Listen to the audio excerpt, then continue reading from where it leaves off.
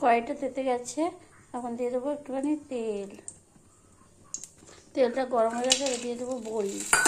বড়িগুলো ভেজে নেব। বড়িগুলো ভাজা হয়ে গেছে, এবার তুলে নেব। দিয়ে দেবো শুকনো লঙ্কা ফোড়ন। এবার দিয়ে দেবো পেঁয়াজ।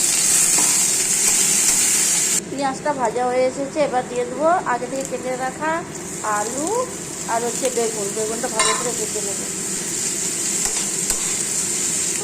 এবার দিয়ে দেবো কিছুটা পরিমাণ লবণ আর দিয়ে দেবো হলুদ গুঁড়ি। এবার নাড়াচাড়া করে নেব। আলু বেগুনটা দেখুন ভালো করে ভাজা হয়ে গেছে, এবার দিয়ে দেবো চিংড়ি শাকটা, কেটে রাখা চিংড়ি শাক। এবার নাড়াচাড়া করে নেব। এবার ভেজে রাখা বড়িগুলো দিয়ে দেব, দিয়ে খানিকক্ষণের জন্য আমি ঢাকনা দিয়ে ঢেকে রেখে দেবো। চিংড়ি শাকের জলটা প্রায় মরে এসেছে, এবার দিয়ে দেবো আগে থেকে বেটে রাখা জিরে।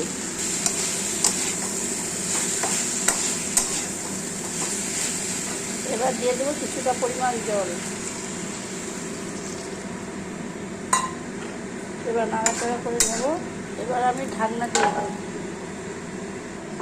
এইদিকে কড়াইটা তেতে গেছে, এবার দিয়ে দেবো তেল, একটা পরিমাণ তেল। এদিকে কড়াইটা তেতে গেছে, এবার দিয়ে দেবো আগে থেকে এই যে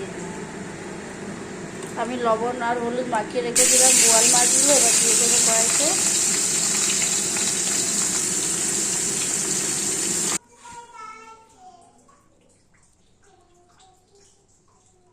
তরকারিটা দেখুন খুব সুন্দর হয়েছে। আর এদিকে আমার দু রকম মাছও ভাজা কমপ্লিট হয়েছে। এদিকে বোয়াল মাছ আর এদিকে হচ্ছে রুই মাছটা আমার ভাজা কমপ্লিট হয়ে গেছে।